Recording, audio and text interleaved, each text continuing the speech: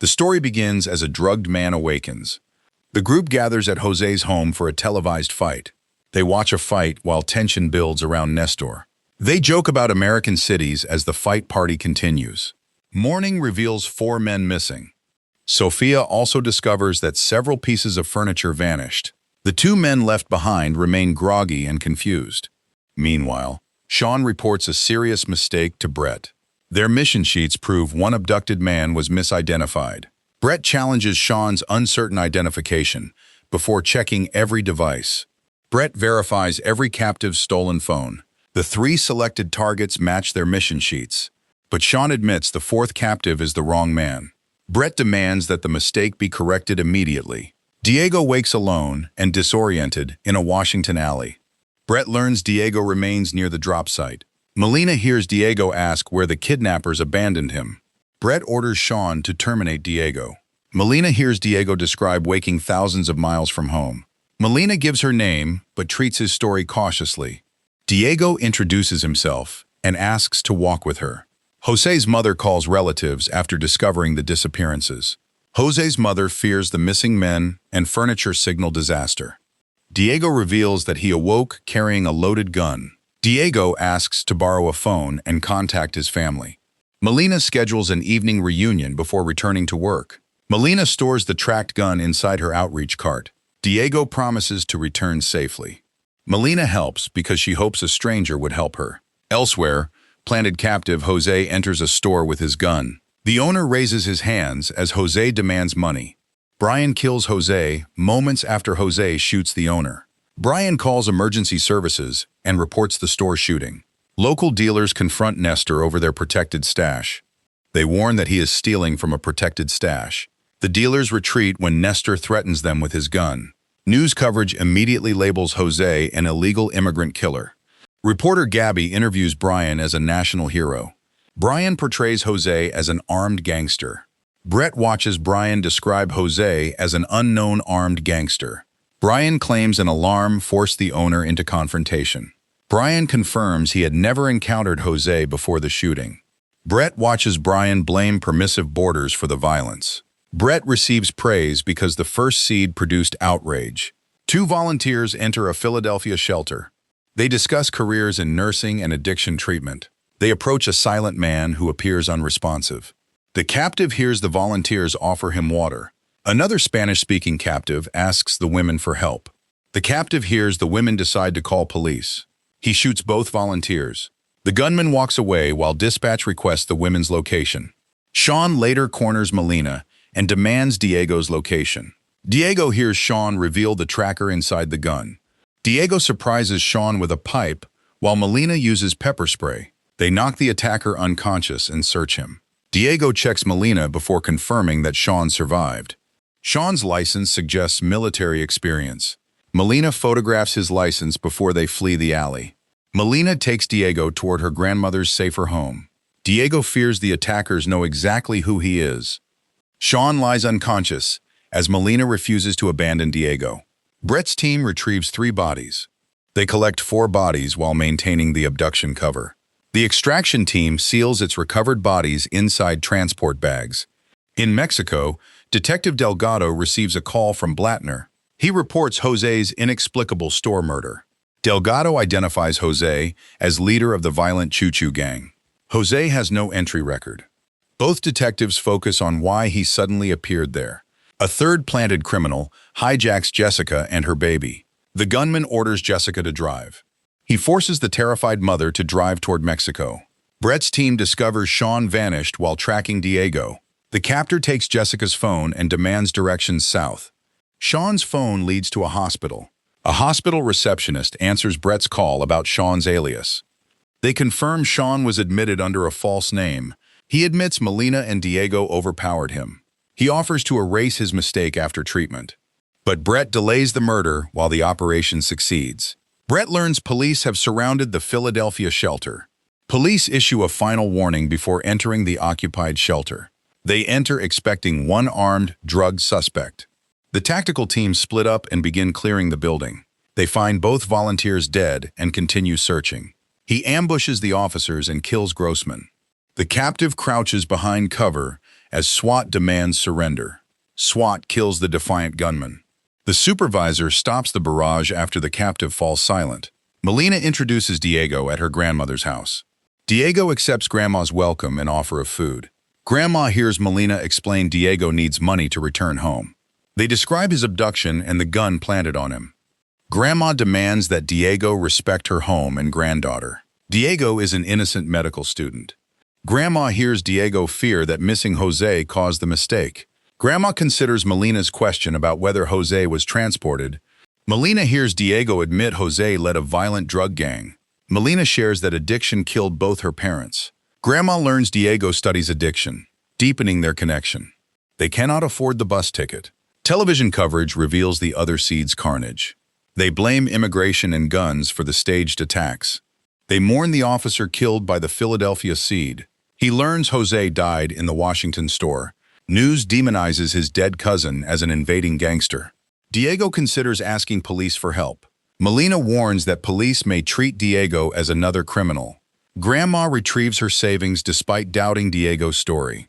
She funds his ticket to remove danger from their home. Grandma accepts Diego's promise to repay her savings. Grandma reacts as Melina decides to accompany Diego to Mexico. Jose's mother meets Detective Delgado. He asks Sofia to reconstruct the night of the disappearance. Delgado hears that Jose, Diego, and gang friends slept together.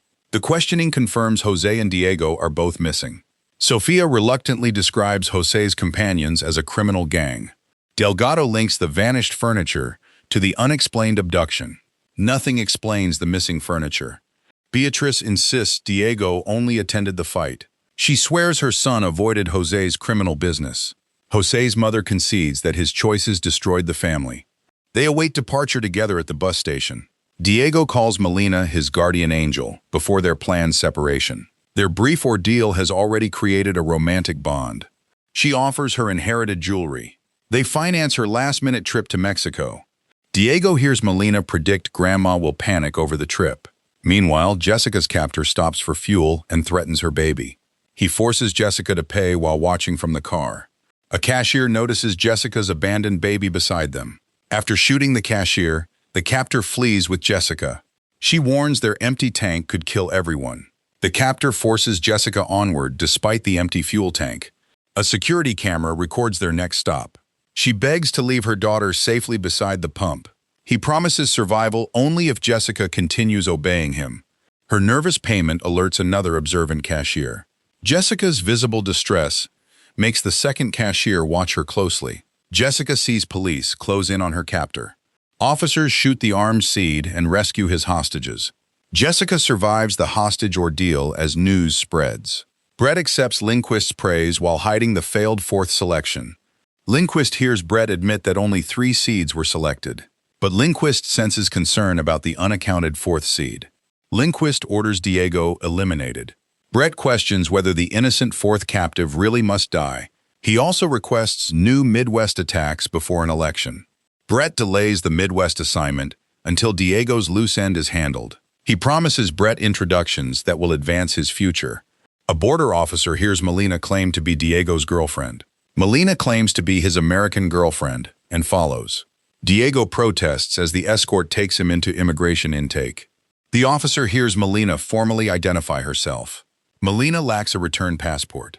Officials confront Diego over his illegal presence in America. He describes the abduction but is detained anyway. Diego admits his illegal presence while insisting it was involuntary. Delgado orders surveillance footage checked around Jose's home. An immigration officer later confirms Diego's impossible account. The officer names Delgado as the corroborating detective. The officer accepts that Beatrice corroborated Diego's story. Authorities release Diego and arrange escorted passage into Mexico. Meanwhile, Delgado reviews a suspicious white van on surveillance. It enters before the abduction and leaves hours later. Surveillance shows 2 men inside the van used for extraction. Stolen Mexican plates lead investigators to Alfredo Ruiz. Martinez learns Alfredo Ruiz's plates were stolen. An investigator receives Delgado's order to search border footage. Delgado calculates when the disguised truck should reach the border. They smuggle evidence back across at that moment. Brett prepares fingerprints and face access from the dead seeds. They pose as furniture buyers during the customs inspection. A guard searches their retrofitted truck but finds nothing. Brett waits as the guard expands the search into the cab. Hidden compartments defeat the search. They praise the vehicle modification and head toward their plane. Brett directs the team toward their waiting Brownsville airplane. Brett hires former soldier Testor to kill Diego in Mexico.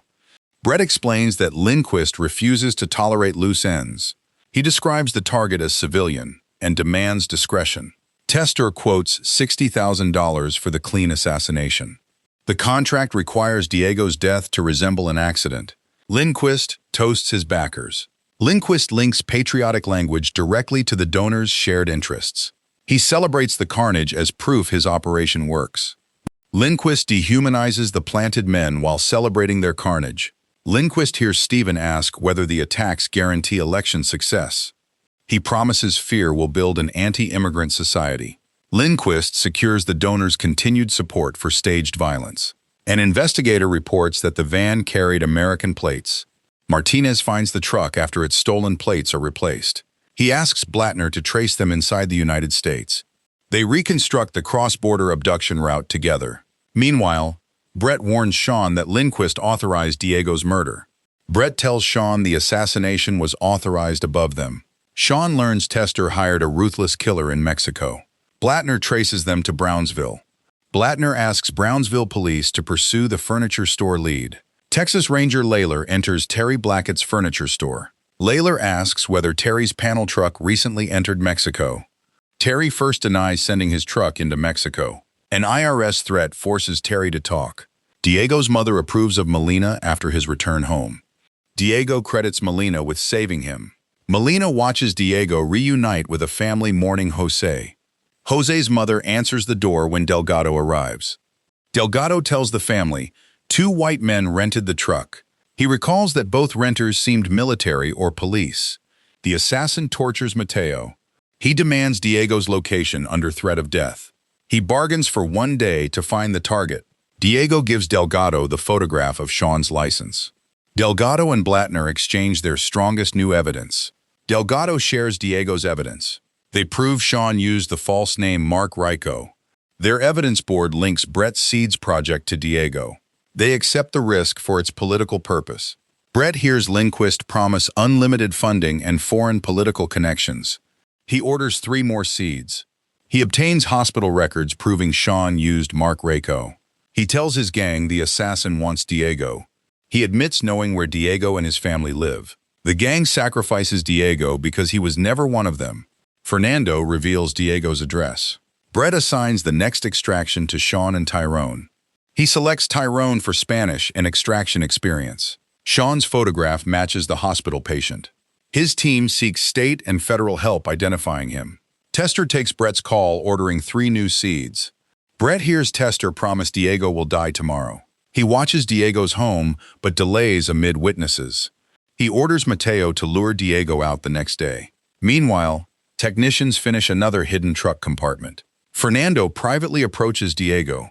Melina watches Diego step outside with Fernando. He warns that Mateo was tortured for Diego's address. He knows Melina, the family, and even their dog. He urges Diego to evacuate everyone before the killer arrives. Fernando helps for Jose's sake. He briefs Tyrone on transporting new seeds. They must verify each body before hiding it. They disguise their return as furniture shopping. Blattner learns databases produced 5 possible matches for Sean. Investigators identify a suspect while the extraction truck refuels. He takes the case by claiming federal jurisdiction. He uses subpoenas to obtain Sean's phone records. He tells Blattner the suspects are driving toward Mexico. He notes Sean's previous phone died after the hospital. The FBI plans a border takedown. He posts armed officers around Diego's family home. He expects the professional killer to observe before attacking. An investigator reports that Sean's phone has gone dark. He positions 3 interception teams along the return route. Hayes learns Lindquist ordered a Gulfstream to Brownsville. He sees surveillance captures a call luring Diego with Jose's belongings. He directs Diego to an isolated meeting the next evening. They transport 3 unconscious captives north. They pose as furniture buyers at the border. A stage table hides the captives. They arrest Mateo and the assassin before Diego arrives. The ambush protects Diego and gives Delgado leverage. They produce a receipt and clear customs. He switches his phone back on after crossing. Sean's phone reveals their location. He waits disguised as a highway officer. He offers the assassin reduced charges for cooperation. He must falsely report that Diego was killed. The roadblock closes while Delgado defends innocent Diego. Delgado reduces the assassin's charges. He reluctantly accepts Delgado's deal under pressure. The assassin curses before accepting Delgado's trap. He dismisses Tyrone's fear while armed teams close in. They finally sense that the operation is compromised. Both operatives sense the trap. They surround the truck and order their hands raised. Hayes watches the takedown unfold from nearby, but an explosion destroys the suspects and critical evidence. Hayes survives as Brett demands answers remotely. Lindquist blames federal and state officers. Heisei flees while Lindquist claims he acted quickly. Heisei's team hears Lindquist suspend the Seeds operation. He tells Diego that his immediate nightmare is over. Diego smiles, protected by the assassin's false death report. Diego rejects Jose's criminal world. He questions Lindquist because the case feels incomplete. Hayes hears Lindquist insist the dead team were the only loose ends. He distrusts the convenient conclusion. He closes the file before Blattner can continue. Over a drink, Lindquist dismisses the deaths as a setback. He asks Brett whether the program can restart. He eagerly requests 4 new seeds, continuing the conspiracy.